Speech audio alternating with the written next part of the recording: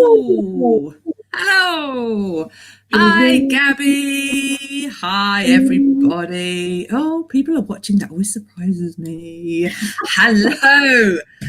Very warm welcome to episode 8 of Parkrunpedia with me, Hannah Perrin, and my lovely partner in Parkrunpedia, Professor Gaby and Hannah. Welcome along, Gabby, and welcome to everybody watching. Now, this week, we are heading back down under. So we're off to Queensland, Australia, just about over the border into Queensland, Australia, to explore the very lovely looking Varsity Lakes parkrun. Now, sadly, neither Danny or Nicola have ever been to Varsity Lakes parkrun. I'm sure they are raring to go. But our lovely Antipodean friends at Parkrun Adventurers have featured Varsity Lakes parkrun in episode 77, I think you found, was it, Gabby? 77, August 2017. There we go. So if you would like to hear from the people at Varsity Lakes themselves, then you can look up that episode of Parkrun Adventurers.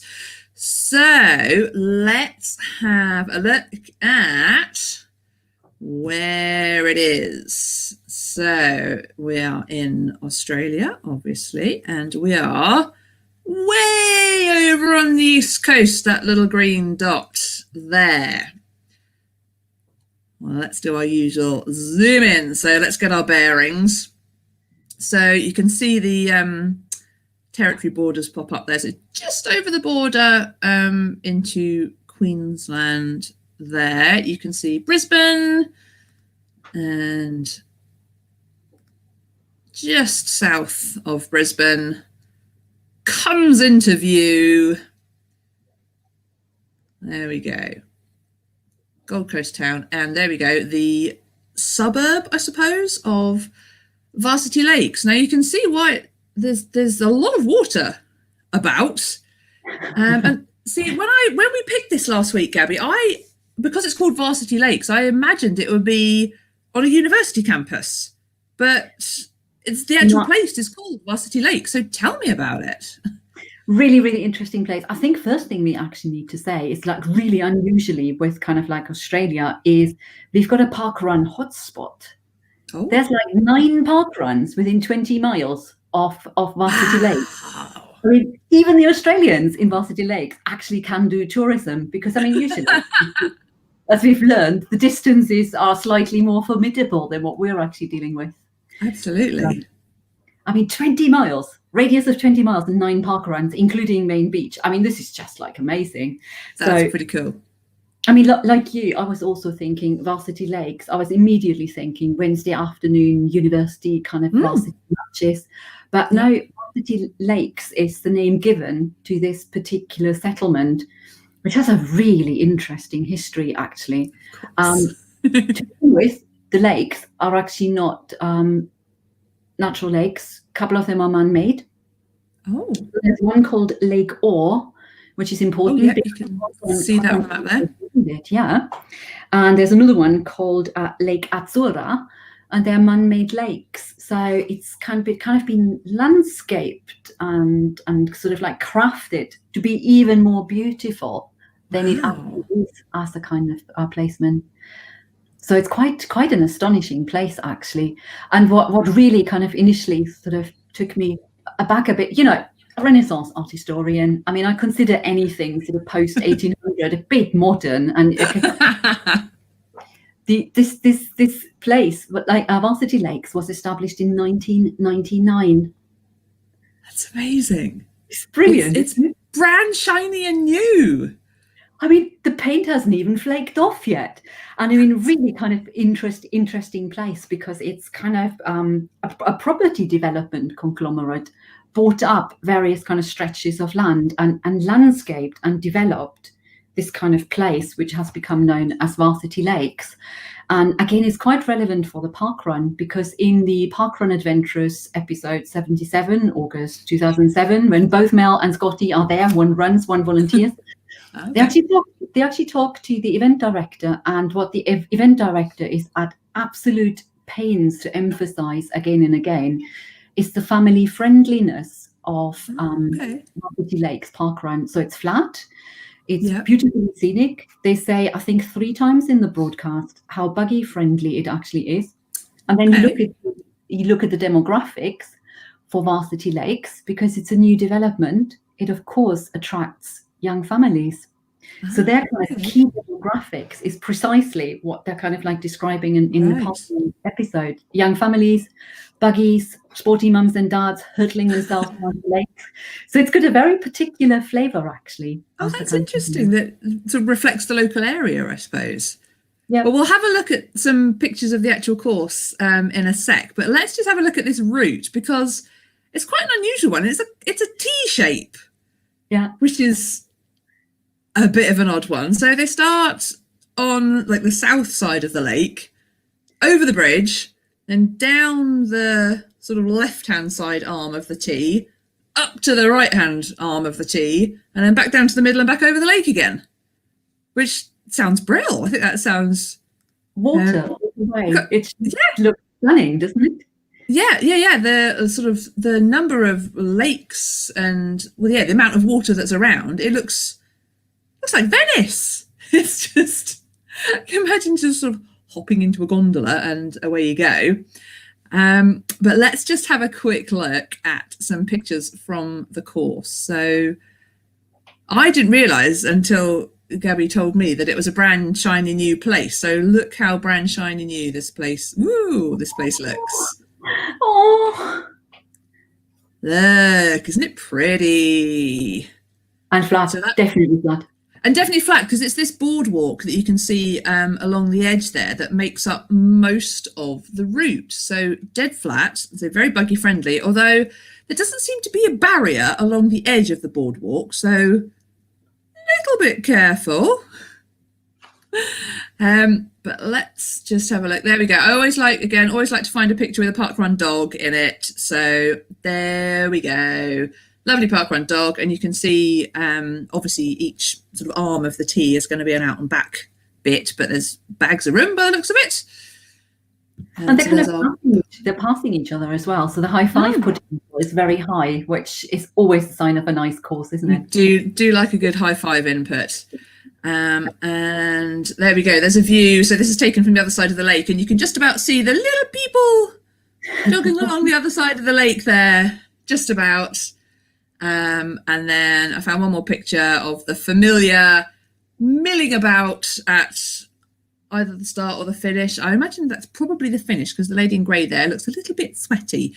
So I think that's after rather than before. Very familiar, people milling about, chatting to the volunteers. And I also have gazebo envy. I think we've said before that my home park run doesn't have any shelter immediately at the start finish, and a lovely park run branded gazebo that would be just wonderful. But there we go. So just got a bit of a feel for what the place looks like. Some lovely comments coming up saying, yep, doesn't it look gorgeous? Isn't that a fantastic lake? Amanda says, yes, with the lake going right along the edge there. Clumsy duathlon. Accidental duathlon, maybe. But Marshall's on SUP or something. That would just be amazing. You could, yes, you could have a canoe marshal just in case anybody fell in. It was someone just... chuck them back on the boardwalk. It'd be fine, a bit drippy, right? But it's Australia. You'll dry out in 5 minutes. Don't know what you're complaining about. Probably kind of like very much welcome. But actually there's something really interesting about this kind of like park run as well, because I actually think this park run has Australia's answer to Hannah Oldroyd. Oh, if you dig into the event, speedy friend. Yeah, if you dig into the event's history, they've got a female athlete by the name of Joanne Crested, who's done just over 100 park runs, and she's come first female finisher on just about all of them. Wow. She's absolutely running like a machine, kind of taking the first sort of like finisher position sort of week after week after week. I scrolled through and there were like 79 weeks of unbroken sort of like first female finisher by kind of like Joanne Crested. absolutely amazing runner. So That's clearly, got to be unusual. so clearly somebody who really sort of uses this as a proper kind of speed. And I sneaked sort of online and had a look at her sort of marathon times and things as well. And I suspected she's pretty good, but she's definitely a Varsity kind of like Lakes parkrun regular. And you can see how you can hammer the kind of like speed out. Yeah, it must be so if it's flat as well. Well, let's just have a little look at the stats. So they've been running for quite a long time. Inaugural back in 2013, so they're up to just over 350 events now. Average attendance is 105, but again, that's skewed by a sort of a slow burn at the start, and they're up around 200 odd for the most recent ones that were now obviously back in March. Your lovely run streak lady doesn't actually hold the female record. No, she's coming in just under 18 minutes, week after week after week. Okay, and the female record is currently 17:20. Pretty speedy. But yeah, for a first female finisher streak, that must be up there. Pretty amazing. Yeah. I kind of just scrolled through the results. Wow. So I was looking for Mel and Scotty. So I just kind of stumbled into Joanne, which I sort of quite enjoyed. But we should probably kind of talk a little bit more about the sort of history of the place.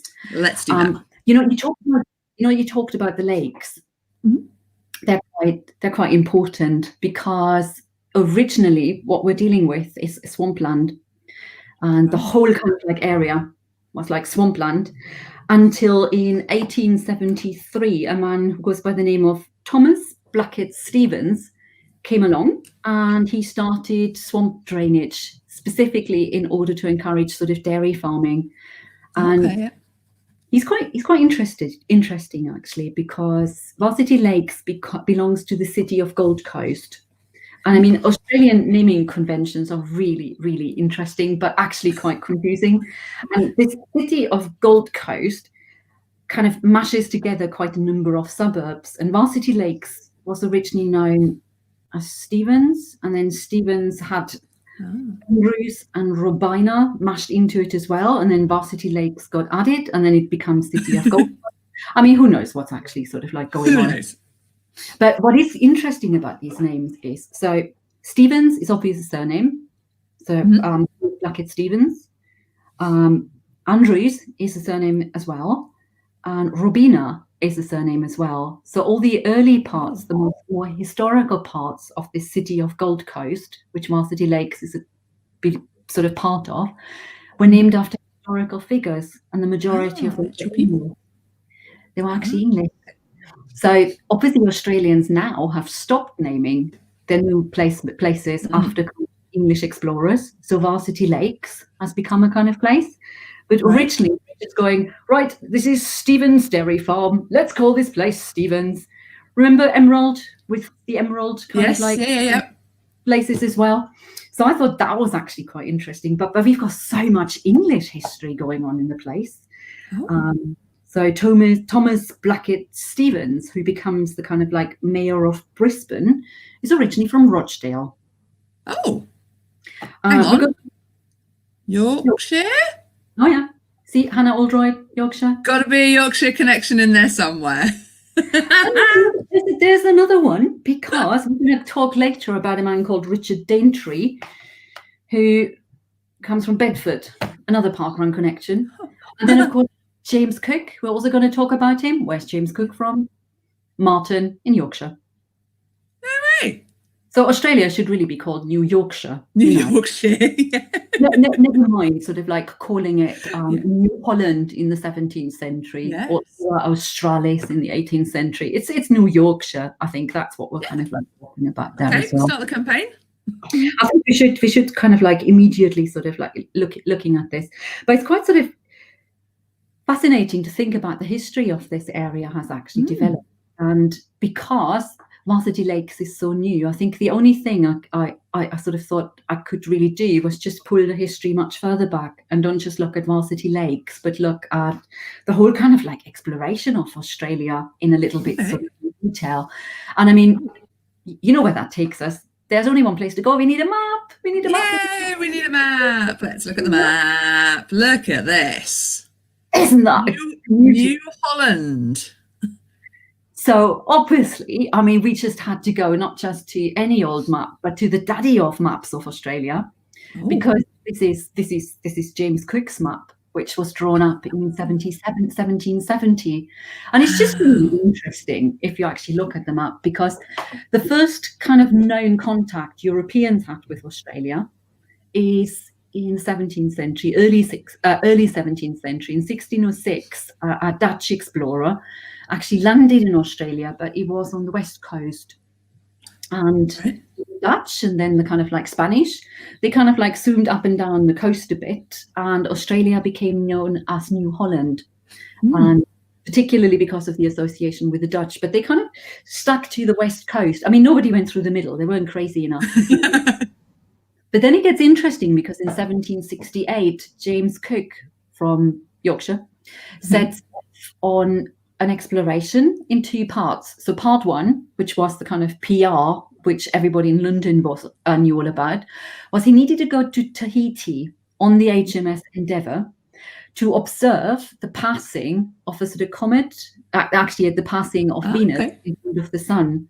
And that was a really important astrological event, because by observing and measuring the transit of Venus across the face of the sun, they could work out properly for the first time what the distance of the sun was from the actual Earth. So obviously Cook sails, the HMS Endeavour goes to kind of like Tahiti, and then he gets secret orders. Like, I've got sort of vision, a golden envelope sort of being handed to James Cook. And then the mission was to actually go south and explore the kind of Pacific and try and find this Terra Australis, because they knew about New Holland, but nobody had reached the eastern edge yet. And that's what Cook did. So he landed in 1770. The whole story, with Botany Bay and HMS Endeavour and the whole beaching itself on the Great Barrier Reef makes just for amazing reading. But what interests me here is the fact, if you look at the map, it's really sparse on the western half of it. And then Cook, proper trooper, lands up at the top in sort of Botany Bay, and then just sails along the coast. And look how dense the writing gets. Yeah. I named this after my wife. This next this is Wednesday Rock. Okay, it's Friday morning, and the cat brought up a hairball. Let's call this kind of like Hairball Bay. And it just goes around and actually kind of charts the eastern coast of Australia properly for the first time. And as a result of that, claims the east coast of Australia as a crown colony for Great Britain, and it gets known as New South Wales. So from the sort of 1770s onward, this is actually a possession of the kind of British Crown. And I just think it's actually quite fascinating. And particularly, I mean, it was quite timely as well, because the British government needed more land, because, these pesky Americans, at the same time, they'd actually rebelled and sort of like started off tea wars. Decided they could look after themselves. Yeah, but I mean, what was the British Empire to do with all its kind of? It needed a penal colony, If kind of America goes kind of like up in flames and they chuck tea in the water, these uncivilized people, then you have to go somewhere else, and that's where kind of Cook's kind of claiming of the Australian east coast as New South Wales actually came in. So it's quite a sort of pragmatic exchange with kind of going on. Looking at some of the names along here, you say Cook was from Yorkshire. I'm just looking at some of the names here, and there is York Cape, there is Halifax Bay. I'm sure if I looked a bit more, you could find some more. So that's really interesting to actually see the connection in the places on the map. Very cool. So many sort of members of the crew obviously came from sort of Yorkshire as well, and he probably went, oi, Eddie, where are you from? Halifax. All right, Halifax Bay over there. Must be quite stressful being an explorer, and having to name all these different places. Yeah, you run out after a certain time. After a while, this gets quite kind of like hard actually to come up with new ideas. But one of the things I thought I wanted to throw a curveball in. So do you want to bring up the next picture? No, I haven't gone potty. I know it's been a long week and everything. So I present you with Exhibit A, which is a painting from 1490 by an Italian artist called Andrea Mantegna. It's a wonderful painting, and it's called the Madonna della Vittoria. And it has an absolute cast iron connection to kind of like Australia. So I just wanted to kind of leave that here for a sort of second. Explore where you think this kind of connection with Australia could come from. I mean, it's a solid high Renaissance Italian painting, right? This is a contemporary of Michelangelo's and Leonardo's, and I'm going, it's got a connection with Australia. There's a connection to Australia. Is the painting in Australia? No. Was it like presented to somebody Australian? It's way more tenuous than that, because there's always this kind of like myth about, you know, Australia being this kind of terra incognita, people not knowing where this kind of like southern continent is, and people sort of making this big hoo-ha about Australia being this place that absolutely needed sort of Europeans to kind of like colonize it. I mean, okay, European history of Australia starts in the 17th century, but Australia was inhabited 65,000 years prior to that.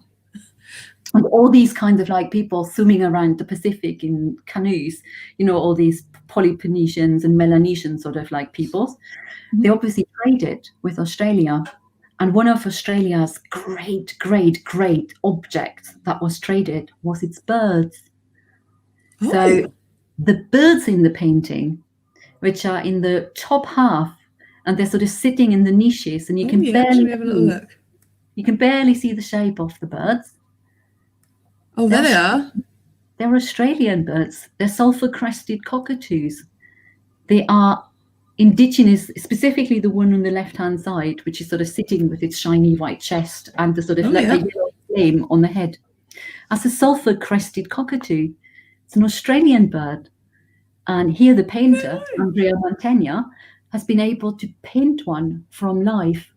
So we've got absolute proof that birds from Australia made it into Renaissance Italy, and they were traded as luxury items, and they were really, really highly regarded, to the point where the Pope in Rome actually had somebody working for him who was called the keeper of the papagalle, the keeper of the parrots, because birds such as his sulfur crested cockatoo were actually so kind of like highly regarded. That's the best job title. I know, the kind of like guardian of the papagalle. Keeper of the parrots. So it's very sort of papagallo and kind of like sort of European operas and stuff like that as well. But it's just, you know, we always kind of like assume that, oh my goodness, James Cook rocks up in Australia and the discovery of this strangely unknown continent. That's not true. Kind of in the Middle Ages and the Renaissance, all these people were already connecting through kind of trade, and so Cook just mapped it and named it, and in the act of kind of naming, actually claimed kind of like ownership of those specific places. So that was the Renaissance kind of like diversion. But we've got one more picture which will take us into the 19th century. Sorry, no more papagalli. Okay, take us here. What are we looking at? Well, that's taking us back now to the 1850s and to the kind of like gold rush in Australia. And I wanted to introduce another important English figure who was just key for the history of sort of Australia in that period. And we're looking at Richard Dantry, originally from Hemmingford Abbots in Huntingdonshire, who ended up going to Bedford School. And so Dantry, like sort of Blackett Stevens, ended up going to Australia, not as part of a sort of penal colony, but in order to make his kind of like fortunes. And Dantry was a geologist, but also a very, very, very early photographer. So this image dates to 1868. It's a photo. The photo. It's a glass plate which dates to 1868. There's a set of 10 of them which survive, and he hand-colored them. And he took those kinds of plates back to England with him, because in 1871 there was the great sort of like art exhibition in London where Queensland actually hosted an exhibit, and Dantry provided the picture for that specific kind of display. And it was a kind of a tourist board attempt to persuade settlers to actually come to Queensland. Right. And what Dantry was doing was using these pictures to give people a sort of sense of what he looked like, what kind of like jobs were available, largely kind of like in prospecting. So this is a picture about sort of gold mines. And Dantry was very interested, as he would have been as a 19th century photographer, in kind of depicting the Europeans.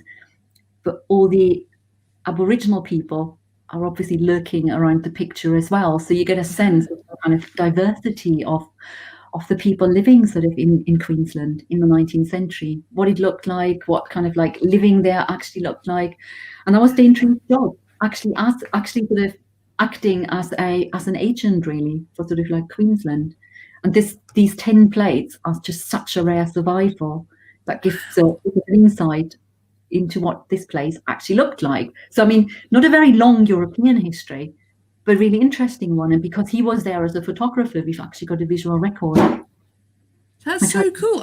I imagined it was a painting. Didn't even thought that would be a photo. No, it's a glass plate. It's kind of the 19th century sort of equivalent of slides. Because you can't colour them, they project really well. They're much more durable than sort of cellophane or anything. But the date's ridiculously early, the 1870s. Yeah. That kind of like qualifies him amongst the earliest kind of travel photographers. There were some kind of people traveling around China taking photographs as well. But Dantry's photographic work is outstanding. And he was also a geologist. And he was also a plant collector. So he kind of collected plants, specimens back to England, took some photographs, wrote books. His accounts are really interesting as well. Quite fascinating place, actually. Definitely. So, wow. Well, who knew there was that much to discuss in a place that's only been around for 20 years? Yeah, but within 15 years, they've got a parkrun. So I think it's quite interesting to sort of reflect on the social function of parkrun, something that builds a cohesive community and actually becomes such a mainstay of a community. I thought that was really nice. That's really cool. Houses, move the people in, but get a parkrun in really fast, because that's such an important manifestation of community spirit. Yeah, should definitely be part of your planning application. You build so many houses, you have to have a parkrun in there as well. Absolutely. Yeah. Unless you have to put a sort of like parkrun in there. I think that should become compulsory. I think it should, definitely. All right, let's have a quick look at some of the comments that we have coming in. Lots of love for the pictures of the parkrun route. So yes, it looks very gorgeous. Yes, we can go in the water, providing there's no alligators in it. Fair enough. Stuart spotted this one that's going across the current male record holder at Varsity Lakes. His name is Blade Rose. That's a pretty cool name. Yeah, sounds like some kind of superhero. Let's hope he is. Lots of love for the Yorkshire connections. Lots of love for the Yorkshire connections. Elizabeth Shazam says thank you very much for the Wednesday history lesson. So that's very nice. Some interesting comments around the naming of places. Lots of people saying, "Oh yeah, I'd love to be able to name new places," that kind of thing. Lucy Maris makes a suggestion for a place named after cat's hairballs. She's suggesting, are you ready for this? Dolly's Dollop Parkrun. I don't see anything wrong with that. I think that'd be brilliant. That's brilliant. Some of the Australian parkruns do have the most fantastic names. Karen suggests Cockatoo Crescent for the name for a place. Lucy suggests, yes, building houses require not only a parkrun, but a bunch of picturesque lakes as well. I think that's an excellent idea. And the gazebo. I think the parkrun gazebo has to become the parkrun gazebo. Yeah, that should definitely be a compulsory piece of kit for everybody who might need one. Well, thanks ever so much, Gaby, for another absolutely fascinating trip through the geography, history, sociology, anything we could possibly think of another lovely parkrun location. So I hope everybody watching that has persuaded you, if you're in the area, to pay a trip to Varsity Lakes and enjoy their very picturesque looking parkrun.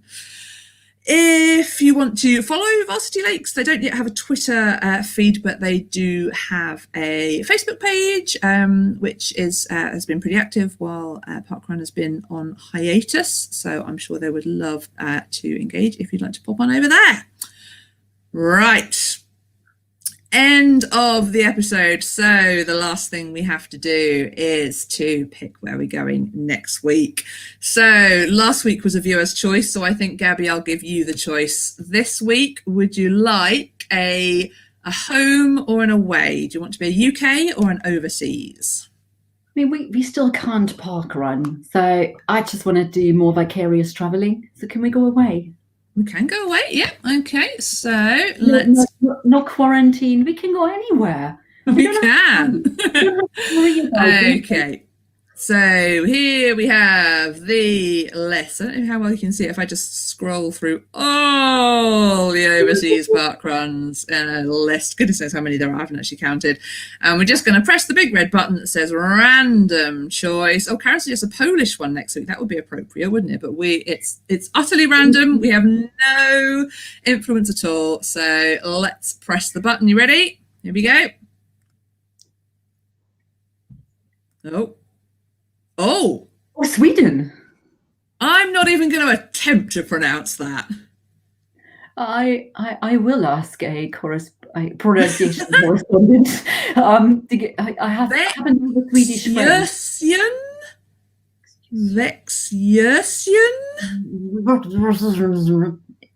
Okay, we will have to consult a Swedish correspondent for this one.